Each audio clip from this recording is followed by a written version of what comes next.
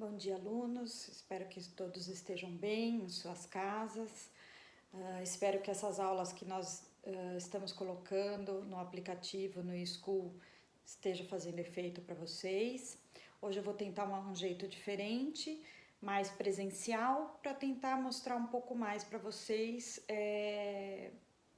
sobre um assunto que não tem na apostila, mas que é importante vocês saberem e também matar a curiosidade de alguns alunos, que nem o Daniel, que queria muito saber sobre tsunami. Então hoje a gente vai falar que a crosta terrestre ela está sempre em movimento.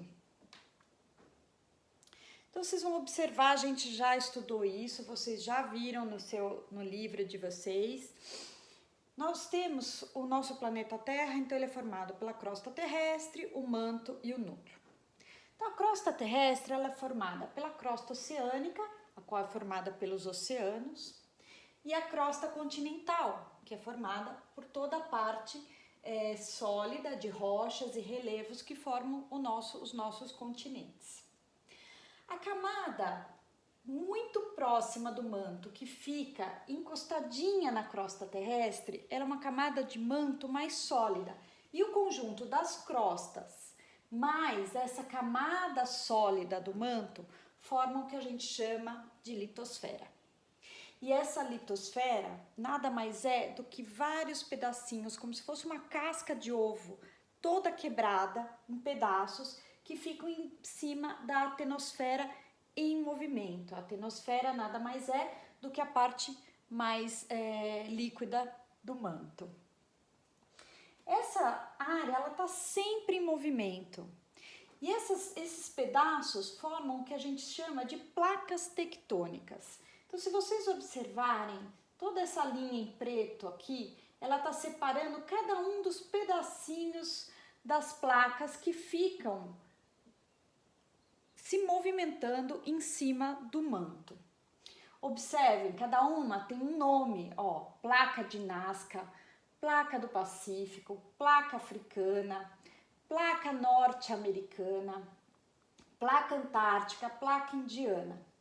Essas regiões onde vocês veem esses triângulozinhos em vermelho são áreas de formação de vulcões, que vocês vão entender assim que eu explicar. Eu vou enviar esses slides para vocês também em separado, além do videozinho eu explicando, ok? Então, o que acontece? Eu tenho lá a minha crosta terrestre em cima do manto. Esse manto é uma região super quente e ela fica fazendo um movimento como se fosse o movimento da água quando a gente coloca para ferver no fogão. Então, o que acontece? Conforme ela começa a esquentar, esse magma sobe. Ele chega, entra em contato com essa superfície, ele dá uma esfriadinha, desce. E aí ele esquenta de novo, porque está mais próximo do núcleo, e sobe, e desce, e sobe, e desce. Esse movimento se chama movimento de convecção, que formam correntes de convecção, e fazem com que esse magma suba para a superfície. Nas regiões onde nós temos o encontro das placas, vou voltar lá para vocês verem. Por exemplo, quando eu tenho encontro de duas placas, nessas regiões o magma ele pode subir. Por exemplo, neste caso aqui, a gente chama isso aqui de dorsal mesoatlântica. O que acontece? Quando o magma sobe, ele faz com que as placas se afastem. Ele sobe e vai formando uma cadeia no interior do oceano que vai se solidificando conforme ele sobe.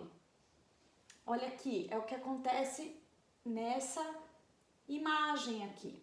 Quando isso aqui se solidifica, o que acontece com as placas? Elas se afastam. A gente chama isso de movimento divergente de placas tectônicas. Quando ela se afasta, o magma sobe para a superfície, entra em contato com a região fria e as águas e logo ele endurece. Existem outros tipos de movimento das placas tectônicas. A gente tem o movimento de subducção. Então, eu tenho lá as duas placas, estão próximas uma das outras, né? Estão encostadinhas. Aí, o que que acontece? Faz tanta pressão do movimento delas, diferente do outro que era divergente, que ela estava separando, agora ela é convergente, elas estão se empurrando, que vai acontecer o quê? A placa mais densa e mais antiga vai descer em relação ao manto, em direção ao manto. E a mais nova e menos densa vai subir, como é o que acontece aqui, ó. Então, eu tinha as duas placas, estão vendo? E aqui a placa mais densa desce em direção ao manto, a placa mais jovem e menos densa sobe para a superfície. Esse tipo de movimentação vai ocasionar duas movimentações no relevo.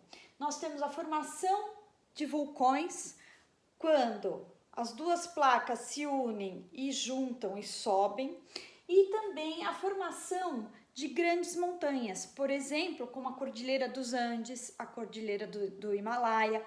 O que que aconteceu? Conforme essa placa desce, as outras vão subindo e vão formando grandes montanhas, grandes cadeias de montanhas. É assim que surgiram as montanhas do Himalaia e as montanhas dos Andes, aqui pertinho da gente. Um outro movimento, conhecido como obdução, mostra assim: quando eu tenho duas placas, ao invés delas se chocarem e subirem, ou ao invés delas se afastarem, elas estão tão grudadinhas, fazendo um cabo de força tão grande uma com a outra, que elas começam a se movimentar desta maneira, uma raspando na outra. Esse movimento de raspagem entre as placas tectônicas é o responsável pela formação dos terremotos. Voltando lá para o vulcão, olha lá. Então, o que que acontece? Eu tenho o movimento da placa, uma delas vai descer em relação ao manto, ó, aqui tá mostrando, a outra vai subindo. Isso vai formando essas cadeias de rocha vulcânica, porque o magma vai subindo, solidificando, subindo, solidificando. Nos casos onde ele permanece com uma região aberta, é possível, como mostra aqui nesta figura, é possível que aconteçam as erupções vulcânicas. O que são? Quando as placas se movimentam, o magma, naquele movimento de convecção que eu expliquei no slide anterior, ele vai fazer uma força, uma pressão tão grande que ele vai subir por um canal que se chama câmara magmática e vai sair pela chaminé do vulcão. Toda a superfície do nosso planeta Terra, ele é formado principalmente por rochas vulcânicas, porque se originaram através do resfriamento do magma. Mas hoje, essas rochas, elas são principalmente formadas pela explosão dos vulcões, através do movimento das placas tectônicas. Os terremotos, então, como que acontece? Olha aqui, está mostrando então que uma placa está se movimentando nessa direção, a outra placa está se movimentando nessa direção. Então, eles estão num movimento como se estivessem raspando uma na outra. O que que acontece? Aonde acontece esse movimento principal? Lá embaixo, bem lá embaixo, muito próximo do manto. Essa região a gente chama de foco, é onde inicia-se os movimentos, as ondas que vão gerar o terremoto. Essa onda vai subir e vai ser refletida no ponto exato, perpendicular da onde surgiu o primeiro movimento, e essa onda vai se espalhar na superfície da crosta terrestre, que é o lugar onde a gente chama epicentro. Então, quanto mais perto do epicentro, mais forte a movimentação, e aí ele vai se reproduzindo por toda a crosta. Quanto mais distante, menor a movimentação. Essas ondas, elas podem ser sentidas hoje através de um aparelho que foi desenvolvido, que se chama sismógrafo. Ele pega as ondas do movimento da placa tectônica. Essas ondas sísmicas que vão se reproduzindo chegam num aparelho muito sensível, formado com uma agulhinha, que vai registrar esse movimento na nossa crosta. E aí, para matar a curiosidade do Dani, que me perguntou, e os tsunamis, como acontecem? É a mesma coisa, só que acontece lá numa região oceânica. Então, quando esse abalo sísmico, quando esse movimento da placa tectônica acontece abaixo da crosta oceânica, ali no mar, nos oceanos, o que acontece? Essa vibração, esse abalo sísmico, esse movimento da placa tectônica vai produzir uma onda que vai cada vez mais aumentar a sua potência, e ela pode formar ondas gigantescas que atingem as regiões de praias, principalmente algumas ilhas, nas regiões onde costuma-se ter terremotos, por exemplo, como no Japão. Se vocês observarem, vou voltar lá para vocês verem de novo